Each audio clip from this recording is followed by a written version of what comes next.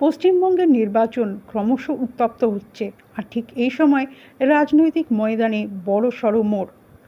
রাজনৈতিক পরামর্শদাতা সংস্থা ইন্ডিয়ান পলিটিক্যাল অ্যাকশন কমিটি অর্থাৎ আইপ্যাক হঠাৎ করেই রাজ্যে তাদের কাজ 20 দিনের জন্য বন্ধ রাখার ঘোষণা করেছে। হ্যাঁ, ভোটের একেবারে গুরুত্বপূর্ণ পর্যায়ের কর্মীদের এই সিদ্ধান্ত জানানো হয়েছিল গভীর রাতে একটি ইমেলের মাধ্যমে। কিন্তু এখানেই টুইস্ট। সূত্রের দাবি, মৌখিকভাবে সম্পূর্ণ ভিন্ন বার্তা দেওয়া হয়েছে। কর্মীদের বলা হয়েছে চাইলে ভোট পর্যন্ত কাজ চালিয়ে যেতে পারেন, অথবা 20 দিনের ছুটিও নিয়ে নিতে পারেন। সিদ্ধান্ত আপনার। ফলাফল বিভ্রান্তি, অনিশ্চয়তা, চাপা আতঙ্ক। বিভিন্ন জেলায় আইপ্যাক কর্মীদের জন্য গাড়ি সহ লজিস্টিক ব্যবস্থাও ইতিমধ্যেই তুলে নেওয়া হয়েছে। পরিস্থিতি সামাল দিতে মুখ্যমন্ত্রী মমতা বন্দ্যোপাধ্যায় এগিয়ে এসে বলেছেন, আমি কাউকে চাকরি হারাতে দেব না।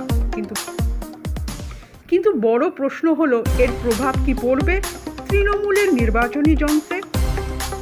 কারণ আইপ্যাক দীর্ঘদিন ধরেই অল ইন্ডিয়া তৃণমূল কংগ্রেসের অন্যতম প্রধান কৌশলগত সহায়ক। আর যখন প্রথম দফায় 152টি আসনে ভোট, তখন সময়টা অত্যন্ত গুরুত্বপূর্ণ। তবে শাসক দলও পিছু হচ্ছে না। সূত্রের বড় খবর, তৃণমূল ইতিমধ্যে বিকল্প গ্রাউন্ড টিম নামিয়েছে এবং নামাতে চলেছে। ক্যামাক স্ট্রিটে অভিষেক ব্যানার্জির দফতরের সঙ্গে যুক্ত একটি সমান্তরাল পেশাদার টিম কাজ শুরু করে দিয়েছে।